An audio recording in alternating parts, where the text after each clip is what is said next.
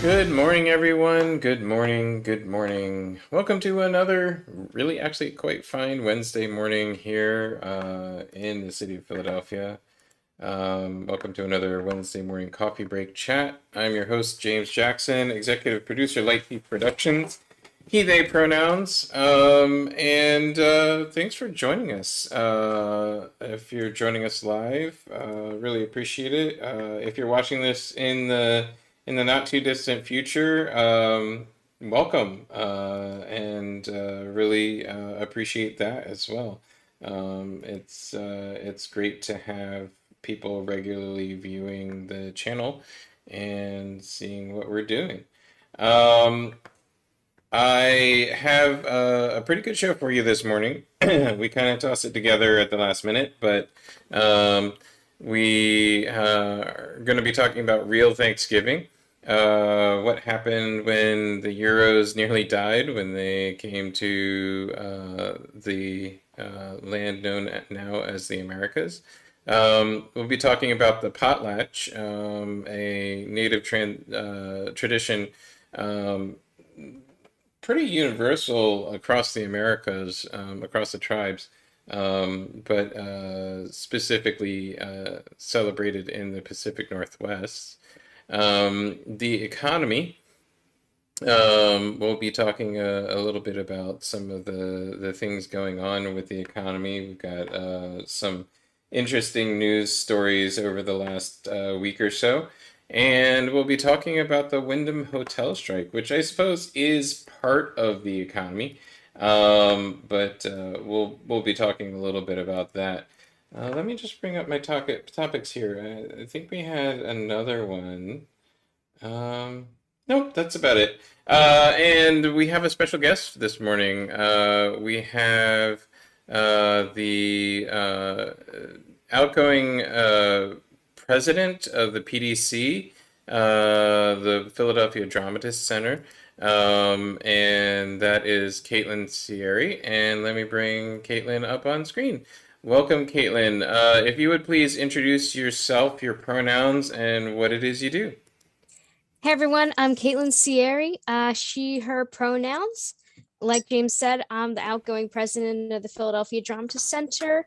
I also do a monthly radio show called Dozen for Germantown Radio. And my day job is I am a medical transcriber for the Linguistic Data Consortium. What does a medical transcriber for the Linguistic Data Consortium do? Well, basically, we listen to medical interviews, oftentimes the tests where they, test someone's emotional responses to things. You test someone's memory. We're doing a lot with frontotemporal degenerative diseases right now. We listen to what they say, we type it all down, we run an algorithm, we see how many times they use certain words, how long their pauses are, even how often they say or to get a diagnosis. And it's way cheaper than like just sticking them in an MRI or using like the having them have to go to the hospital to do like the usual MRIs and the usual batteries of tests. And our hope is that, one day these people will be able to get like a diagnosis over the phone. That would be kind of cool. I mean, you could probably diagnose a few things over podcast too. Like whatever's going wrong with my brain. I say a lot, and that was brought to my attention by my partner, and I have yet to figure out how to get away from saying a lot. It's just something that I do. I don't exactly care that much about us or ums. I understand why people wouldn't want to say them on broadcast or in pre-recorded stuff, but most of us actually don't notice them until we record it and play it afterwards. If I remember correctly, it's basically recorded audio that brought the whole public speaking trend of, don't say or don't pause too long. But uhs and ums are necessary in order to signal to someone that I'm still talking, it's still my turn. I just need one extra second to think. If you have like just a long pause in there, like I do sometimes, someone else will jump right in there and say, my turn. I choose the topic of conversation. That's true. And it's been trained out of us by also just debate and also we both work in theater, and in theater you never want to have dead time on stage, and in most presentational things you just never want to have dead time, and that's a kind of cardinal sin in our in some of the stuff that we do. But I say a lot because I'm actually thinking. I Yep. find that important. I think that's important for conversation anyway. Um, yeah. And if Anyway. not, it's like well, or even or like, all Mm-hmm. useful words. Mm-hmm. All very useful words. So tell us a bit more about your radio show then. Well, there I go saying Mm. I started it in 2020 and I pitched it, I think, March of that year or a couple months before when I was first asked to do a monthly show for Germantown Radio called Dozen. I'm a playwright, that's my passion, and that's what I want to do with the rest of my life. And what I wanted to do was to, light a fire under my own butt to make sure I wrote all the time. So I set myself a challenge of one brand new audio drama a month that I wrote and produced myself. And technically, I have met that challenge, but sometimes I've done like three different plays in 1 month, and sometimes I've had to do a rerun. But I did write 13 new audio dramas for Germantown Radio in the past year.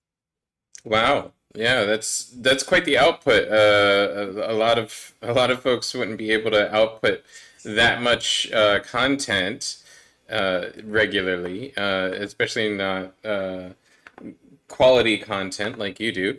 How do you fight the urge to just relax sometimes? Like, where do you get the energy and the to make that much throughput? The deadlines help. Setting myself a deadline and making sure I don't disappoint people by not meeting it helps. Sometimes I'll base my plays around holidays. Like today, I'm actually going to be doing a Diwali based audio drama. Cool. And Originally, I wanted to do it end of October so that it would be out by Diwali, but I wasn't able to get like a cast together in time, and I wasn't able to get like all the audio sounds and the sound effects and the speech together in time. But this time, I want to make sure I actually do it by the end of November because otherwise, it's basically a stale Diwali special if Hmm. I push it off till December. What tell us a little bit about Diwali. Diwali, a Hindu Indian festival of lights. It is a really cool holiday because it's one of those holidays that celebrates family and light and the triumph of good over evil, justice over injustice. And pretty much every culture has that, and they tend to have that around this time of year, like Uh, somewhere around the harvest season. And there's usually some sort of festival involving like light and gifts for children and a triumph of good over evil in some sense. Like for India, it's Diwali. In China and lots of Asian countries, it's a New Year celebration. Awesome. Yeah. In the United States, there's a tradition called the potlatch. Ooh. And a lot of people don't know what that tradition is. I'll talk briefly about it. I by no means am an expert, so if any of my audience has more information about potlatch and the potlatch economy, or more accurate information, feel free to text message me, email me, or say something on one of the chats, or come on the show next week and explain how I was wrong. I'm more than happy to have you have an actual expert explain things. But my knowledge of the potlatch comes from my understanding of native culture of the Pacific Northwest. The potlatch economy is basically similar to uh, many economies that are pre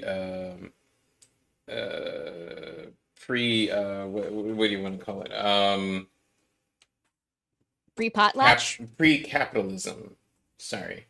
Many economies that are pre-capitalist, they they go based on this idea of people can be successful or non-successful during the year, and that is no fault of their own and no reflection on them. Um, so in a potlatch, the most successful uh, person member of a tribe or group, a social group, will invite everyone from their social group and prominent members of other nearby social groups that were less successful. So this is usually a tribe or a town that may not be associated with the folks that you interact with daily, but you interact with them in a commercial sense sometimes. And we'll invite them all over to their house. And when you are invited to a person's potlatch, they are expected to not only give you food and drink, but they also, there's a tradition of if an attendee compliments something in your house, you're supposed to give it to them. Now, obviously, there's a little back and forth here, like, you don't ask for somebody's nicest thing, so you don't compliment their nicest things, and this avoids jealousy, because, you see the nice thing, but then you find something that's less nice and compliment that. And there's also the other side of it where if somebody compliments something but it's something that you have an attachment to, either sentimental or it's something that you actually need, you can kind of steer them the other way by like saying, "Oh, if you think that's nice, let me show you this thing over here." Mm. So there's this little back and forth to it. But the potlatch economy was the way that these societies stayed stable for hundreds, possibly thousands of years. We don't have written records that go back and talk about the history. Um, we have word of mouth records, and the word of mouth and histories of native peoples are often spoken and spoken word, and they're often um, done via storytelling, not via direct writing about actual events. Whereas Europeans went into the direction of writing about specific events and really inherited that from the Phoenicians, writing about specific trades and inventories, things like that. The Native Americans all almost universally wrote about things from the perspective of a story. Uh, there's some Aztec and other Central American um, histories that were written out in the form of an actual history, like we would expect it, but not very frequent. Um, that is the potlatch, and that's kind of a transition into the actual Thanksgiving, the true history of Thanksgiving. How much do you know about the true history of Thanksgiving, Caitlin? Um, One of the things, since the topic is also what happened when the Europeans died, I one of the things I like to do is I like to call Thanksgiving a celebration of bad packing. From what I understand, Celebration of backpacking. a lot of the pilgrims who came over to the United States had a rosy interpretation of what farming and cultivating the food there would be like. So they didn't bring as many plows, they didn't bring as many like beasts of burden, they didn't bring as many things you would actually need to like Oh yeah, no, they farm didn't a bring hospitable place. anything. They literally wrote that they thought God would provide. Yeah, and I remember a lot of the press basically said, like just walk anywhere. There's like trees full of fruit. You can just pluck it down, eat it whenever. And a lot So of people, when they read that, they just sort of took that for granted. So they did not bring a lot of good stuff. interestingly, trees full of fruit and being able to just randomly grab stuff is a Native American farming technique. Native Americans farmed by planting cohabitative and supportive crops next to each other along pathways Mhm. um, that they used for hunting and traveling, so that all they literally had to do was go for a walk in the woods and actually pick stuff off the ground or out of a tree. But Yeah, I also remember hearing that one of the ways they cultivated the land was every so often they'd raise it to keep like larger trees from growing so they could keep like the usual brush growing so that would make it a bit easier for them to plant the things they wanted, plant the crops they wanted, and to hunt animals.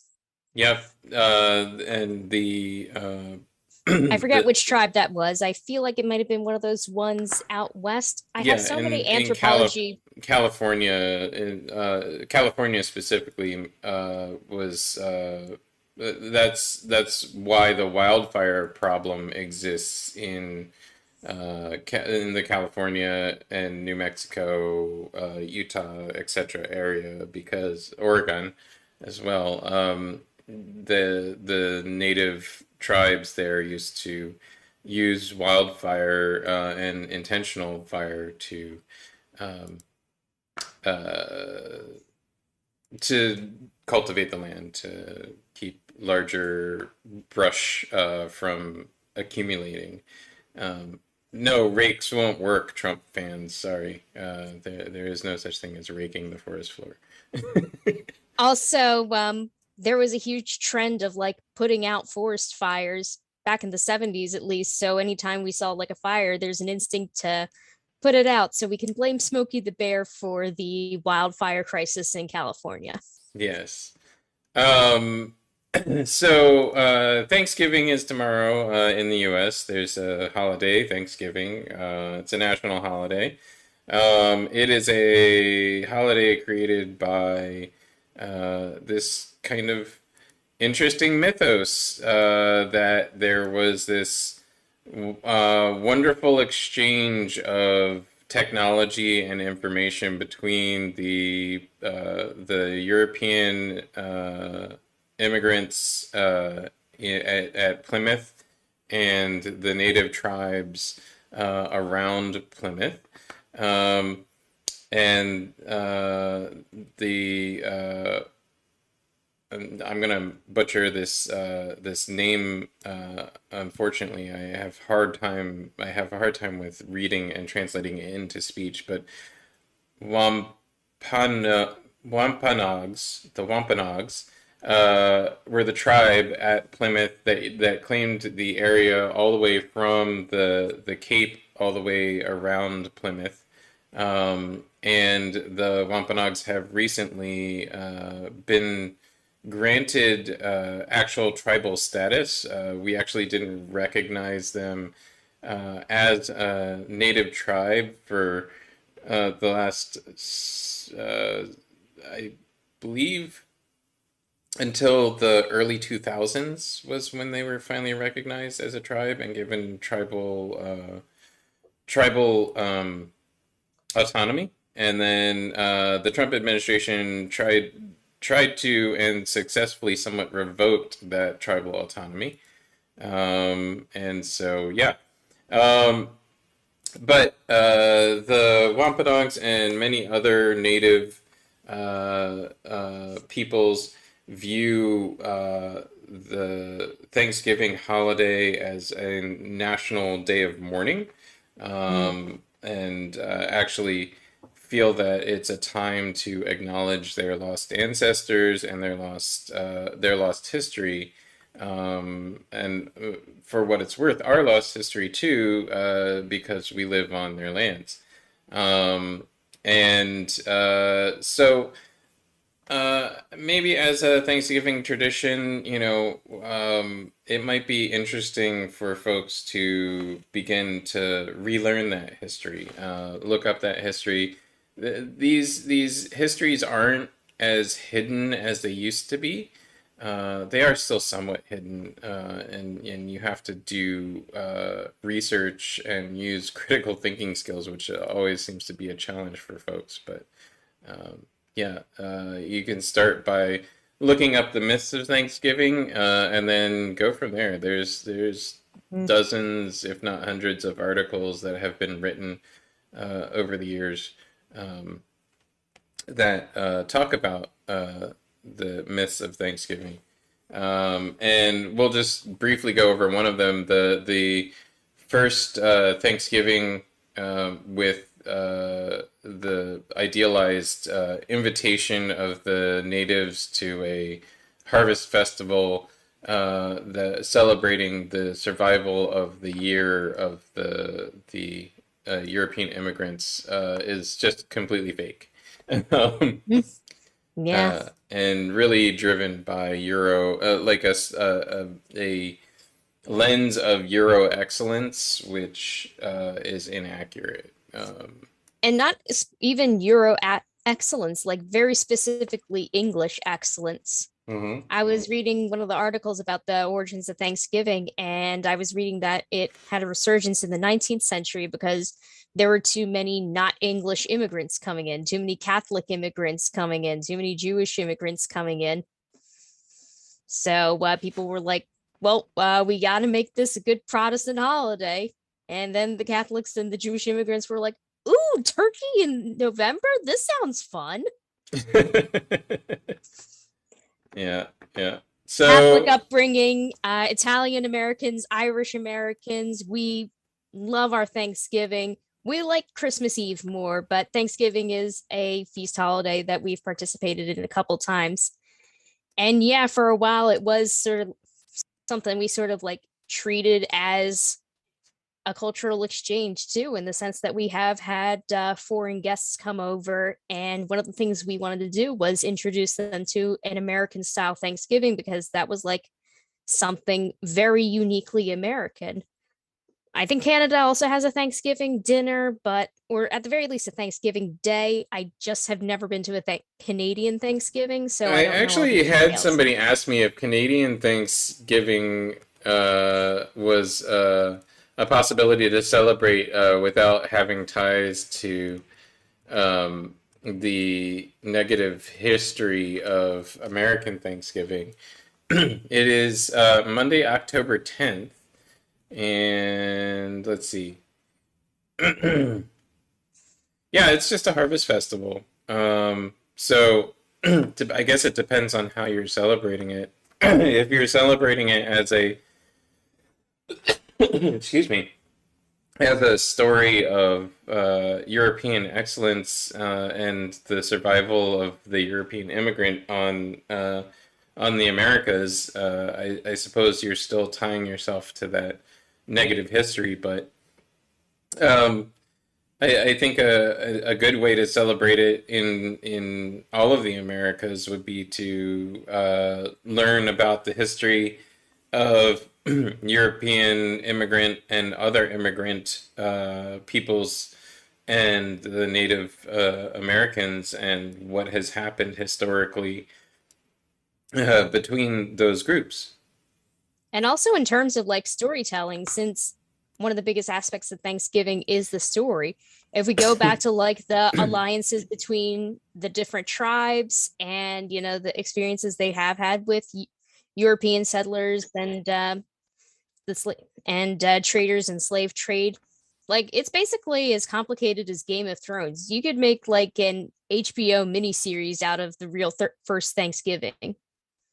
You could, and interestingly, some of the tribal history that is being focused on. This, by the way, is the 400th anniversary of that first Thanksgiving, um, Mm. and some of the tribal history that's coming to the forefront and being pushed because of that anniversary is pretty interesting. Apparently, the leader of the Wampanoags that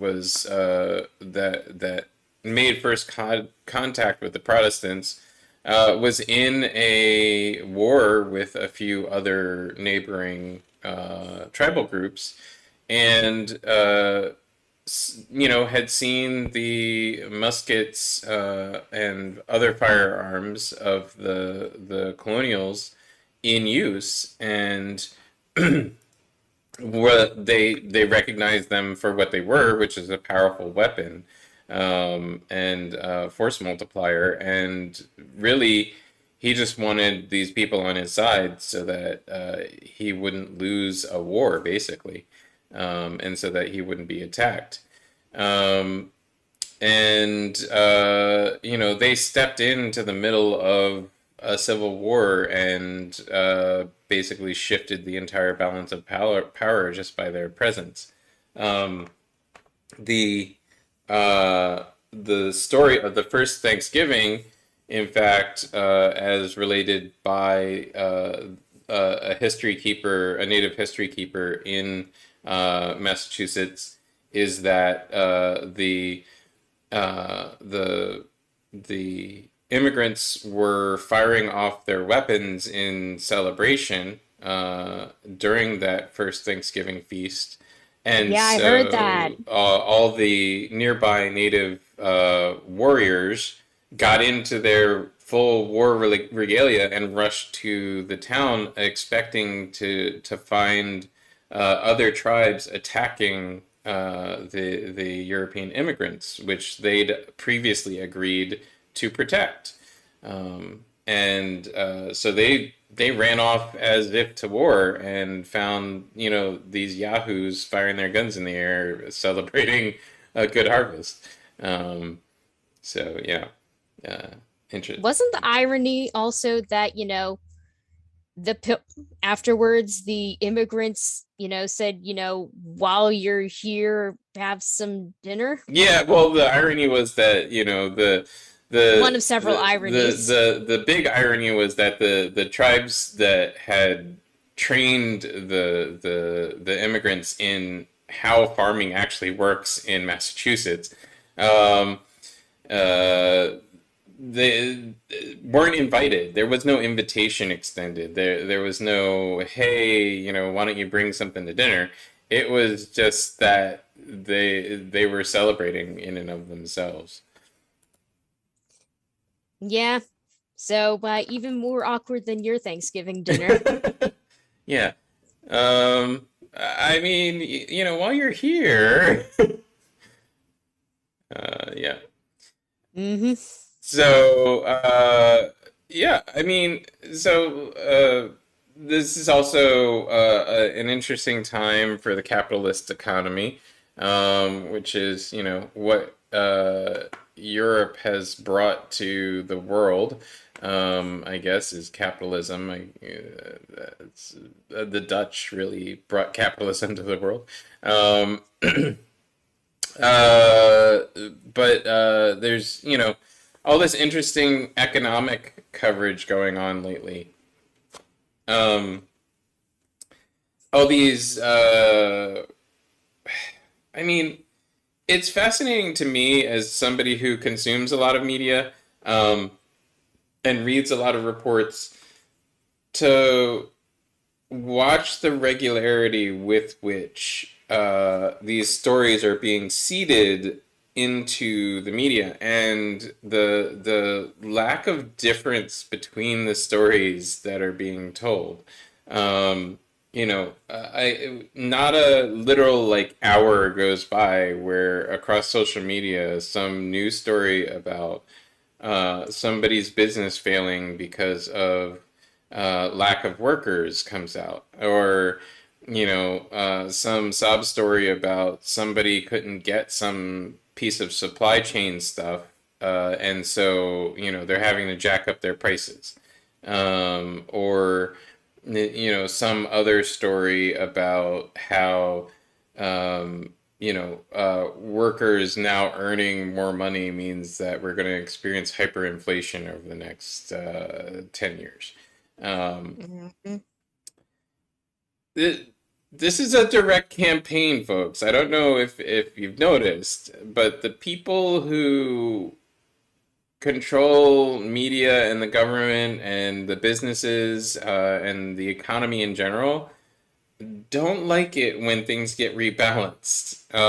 And what's going on is a true campaign. So make no mistake, there's a campaign going on to make everybody comfortable with the fact that the robber barons are once again going to try and be robber barons. Um, and even though we're at the greatest economic disparity between rich and poor that's ever existed in our economy, even greater than the one that led to the crash, the Great Depression crash. Um, uh, you know, for some reason, this top 1%, top half percent, seem to want to keep gathering money. Um, I don't know where that impetus comes from. I mean, maybe I'm crazy. It'll be interesting to see when the retail workers start striking, because first the main story was the Nabisco workers striking. Now it's Wyndham in the hospitality industry, and I can imagine that, after Black Friday, everyone in retail is just going to be like, "This is it," Hmm. and hopefully some people in Amazon too. I mean, they could definitely use a pay raise and bathrooms. And bathrooms. I mean, for what it's worth, I'm usually an anti-Musk or Musk fanboy. Like I'm the opposite of a fanboy of Musk. I think he's pretty much a complete idiot. But for what it's worth, he's actually done some interesting things in the last 30 days. He agreed to go with popular opinion on whether or not he should donate, should cash out enough of his shares in his stocks to be able to actually pay like a normal tax rate. And the overwhelming internet vote was yes. So I'm interested to see if he actually does that. Also, Yeah. he went online and argued kind of ridiculously with um, the head of an international food uh, provider. So, an organization that provides food to people worldwide. This organization's whole point is to end hunger worldwide, and the leader of that organization said, "Hey, if one of you guys gives me, it wasn't even a big number. It was like $2 or $3 billion." Um, and by saying it's not a big number, it's a big number for the rest of us. It's not a big number for these guys. You got to remember they have two orders of magnitude in wealth gathered beyond that. Anyway, but give me $3 billion and you can literally end world hunger worldwide. There would be no hungry people. And that's, one of the problems of the capitalist system and the kind of uh, global success of the exportation of capitalism is that it's a very inefficient distribution system. It's a supremely inefficient distribution system. You have, Mhm. especially when globalization comes into it, because you have haves and have-nots. You have people on unequal footing, which then causes people from very far away to have an influence over economies, like the furthest away that you can get from, you know, let's say Mexico City is probably, New Delhi, like globally, like literally, like antipodes.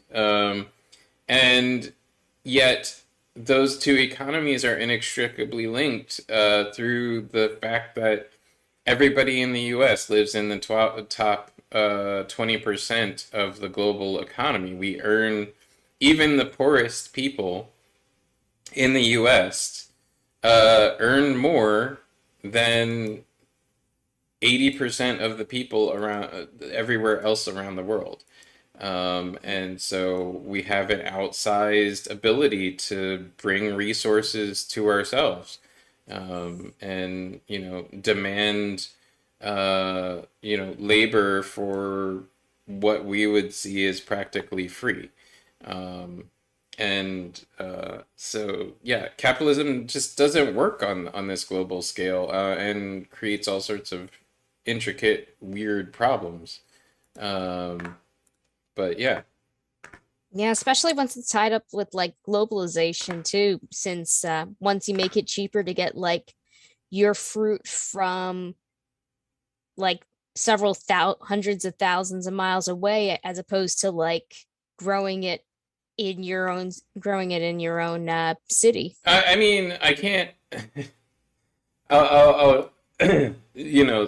That is a brilliant example. But I want to just relate a story. I was on I forget where I was exactly. I think in a hotel, doing a gig, and with the breakfast they had packaged fruits, and the packaged fruit was, if I recall correctly, pineapple. Um, and the packaging, since it was labeled with EU rules, had to indicate where it was grown, where it was packaged, and where it was imported.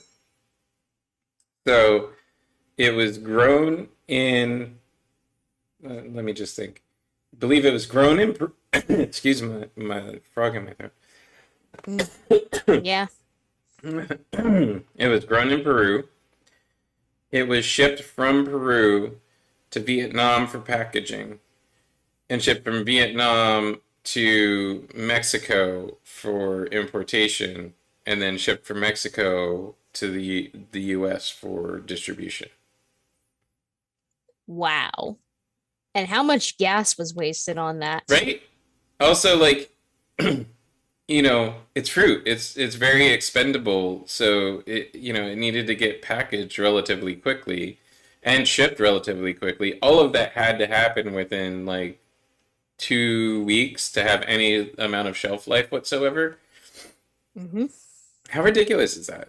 You know, how Yep. and the only reason that makes any sense from an economic perspective is that you have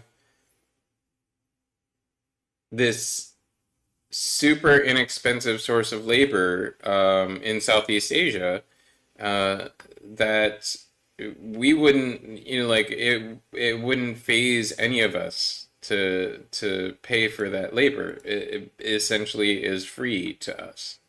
Um, and you have the labor that's done by fossil fuels, but that's always been a problem since we discovered industrialization. But yeah. I mean, capitalism is based on slavery. It's just de facto based on slavery. If there is no slave class, um, capitalism fails. Uh, and I mean, maybe I don't. Is there? I I try not to get off onto conspiracy theory, but like is there actually a cabal of people who are so dedicated to capitalism that um, they make these maneuvers consciously, or is it just like some unconscious thing that they're doing? Yeah, I feel like a lot of it is impulse, honestly. Hmm. Impulse and bad education, I think. Impulse and a lot of selfishness. Selfishness, yes. I think And like a fear that any loss of money equals a massive loss of power. right, right. And like the idea that, they could not possibly you know, live without their nest eggs and their properties and their, you know, ba- and their extra bank accounts and stuff. Cause like, what if something happened to that one? Like, I don't have like a massive amount of money in my checking account. I'm pretty okay. My family's pretty okay. Yeah, you're pretty okay. Like we only have to worry about like one what if, and they just like spend all their money investing in hundreds of thousands of like very expensive what ifs. Mm-hmm. Mm-hmm. Well, so I wanted to cover what's going on with the big what if, the press reporting about the economy under President Biden, um, and reporting that just kind of pushing constantly these tales of inflationary pressure. Um, and I think it's overinflated. Like if we look at Unintended? intentionally over inflated, yes. I think that unintended pun. Yeah, Yeah. sorry. Yeah, no, I didn't mean the pun. I think the coverage is inflated and inflammatory. Just because there is this relatively sudden pushback, pretty universally against low wages. Um, you know, I work in production, you work in production, even Mhm. in theater and events, we're seeing it. Salaries have basically doubled since the beginning of the pandemic, because people don't want to, uh, you know, what the pandemic gave everybody the license to do was take a pause and take stock and go, hey, I wasn't really doing well before the pandemic. And I survived with less during the pandemic. So that means that coming back from this, I know I can survive with less, so I want more. Um, Now that may be counterintuitive to some folks who are on the hiring end of this equation, but let me explain. If you are out there, you're just a regular person who works for a living, and you suddenly have the rug yanked out from under you because all the employers decide to basically lay off all their employees, even though they're getting tons of money to keep their employees on. Um, and there are very few employers who are still paying their people.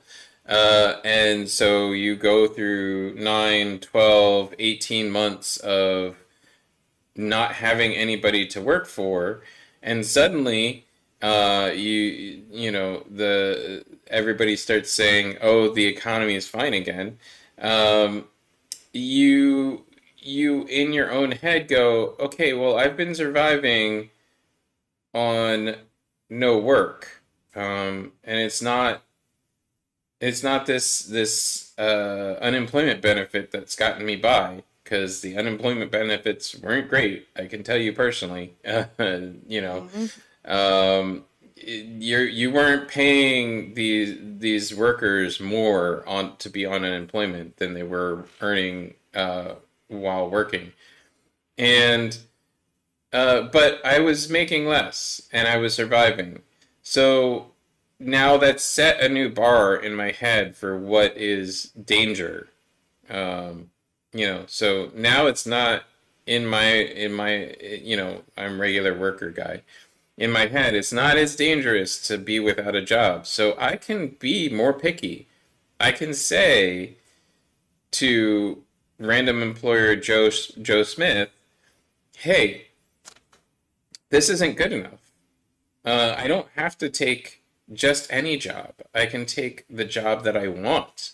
I can take the job that fulfills me, that pays me enough, and that gets me towards my end goal of what I want to do with my life, and not be in danger of being out on the street. I know that I can do this because I just survived 18 months of it."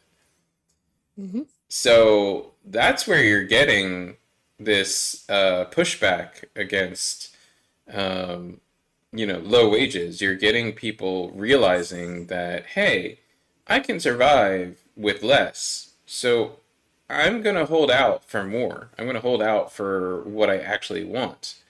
Um, and that makes sense to me. I don't know. I mean, this happened during and after the 1918 flu too, didn't it? And this happened after the Great Depression. People forced to lay up, people who forcibly laid off, who started getting together and campaigning for better workers' rights. More paid time off, maternity leave. Insurance plans, things like that. Like the early insurance plans were originally built to protect the people they insured instead of like just taking the money. Hmm. So yeah, it's not even a surprise that all these strikes are going on after that, and it's a shame that the press is, not taking that into account. Yep, definitely. And one last thing that we should cover before we're done for the day. Um, there's this supply chain problem going on, and um, ironically, it's fascinating to me, and perhaps not ironic. Ironic's probably the wrong word here, but. Um, it's fascinating to me to see how deep the propaganda machine goes. Um, I was recently participating in a discussion online about getting formula, baby formula. There's a shortage of baby formula. Shortage is the wrong word, folks. There's no shortage of baby formula. They're manufacturing it just as fast as they were pre-pandemic. They're manufacturing it just as fast as they were 2 months ago. There's not that much of a baby boom. There is a little baby boom from the pandemic. Not so much that it would create a shortage in formula. There's no shortage.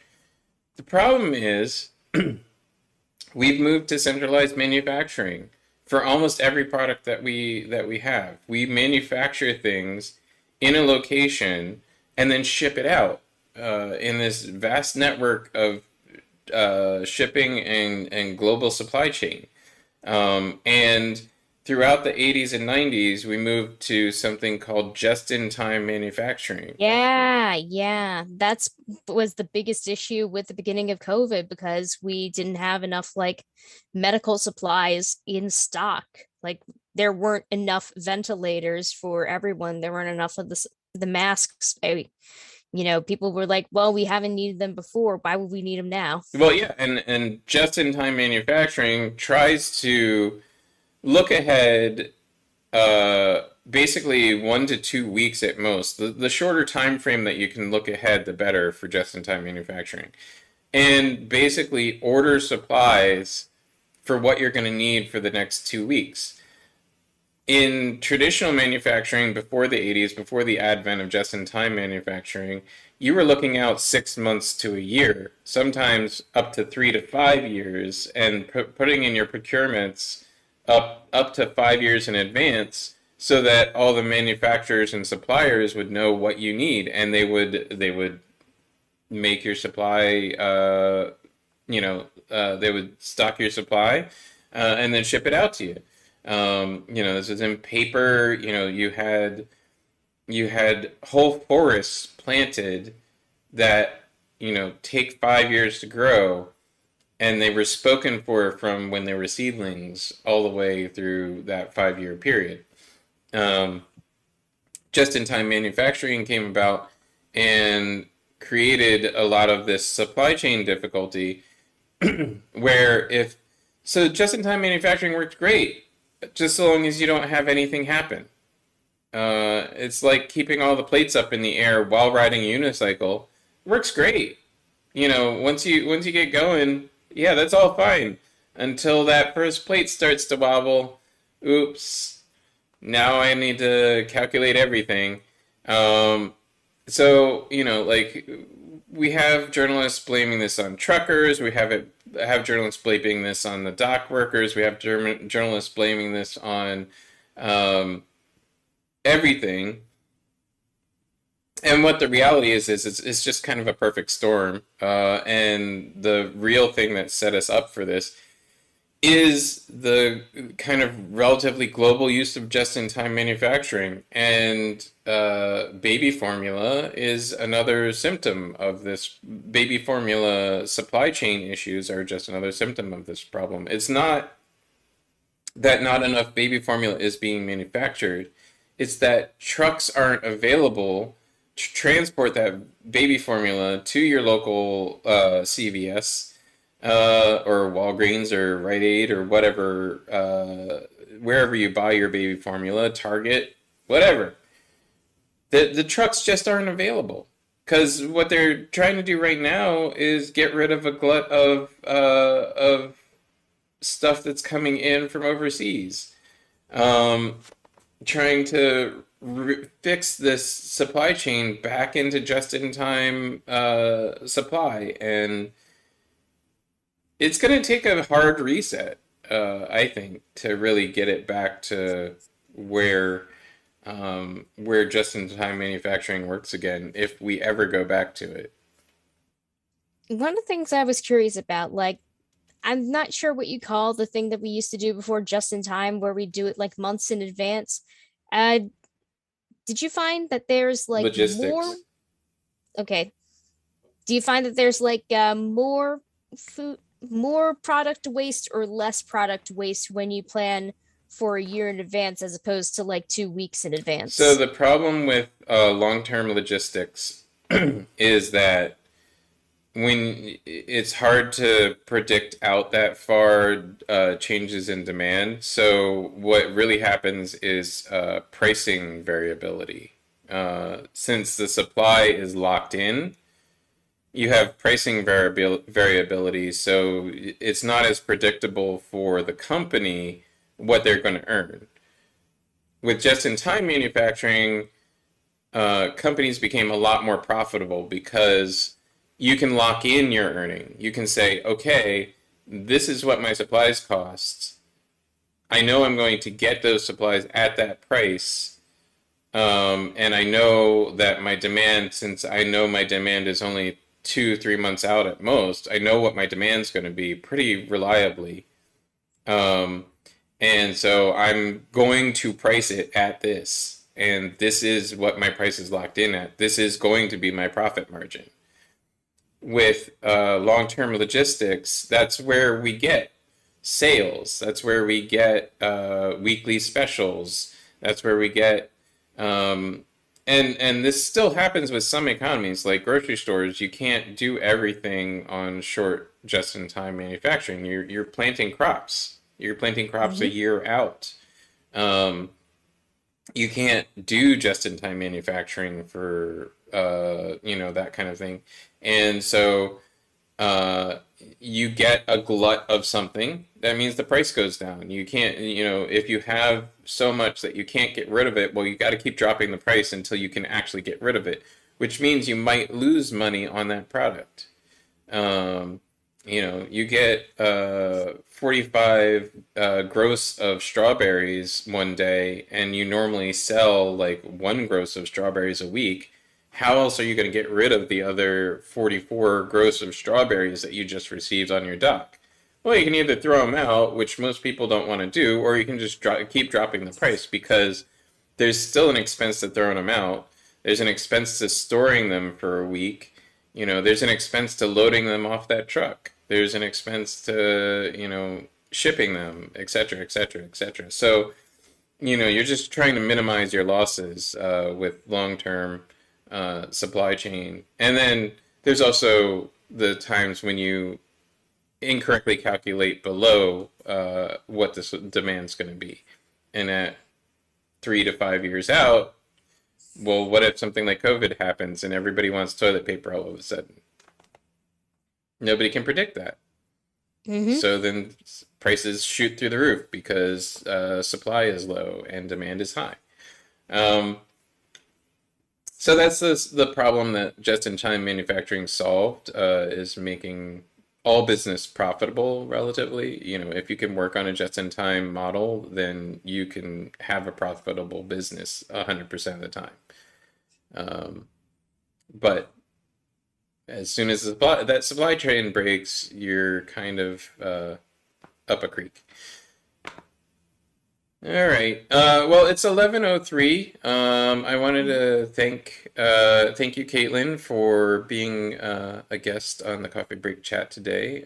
Enjoyed the Yeah, thanks for having conversation. me. Same here.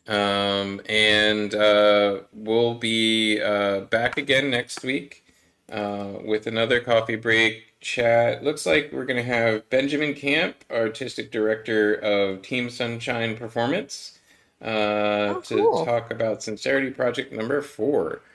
Um, Oh, yeah, I think I saw number 3 a couple years ago. awesome. And yeah, so feel free to drop back in as a regular panelist if you'd like. This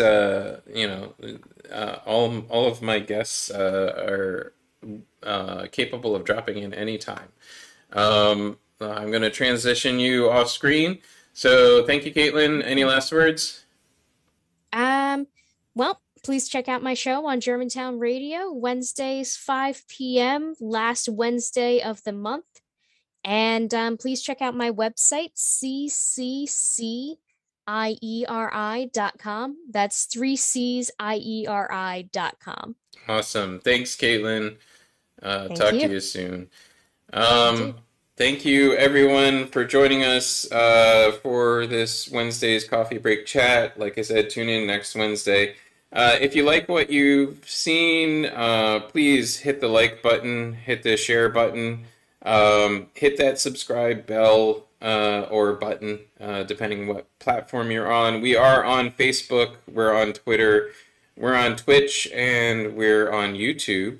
We're also on Mob Crush.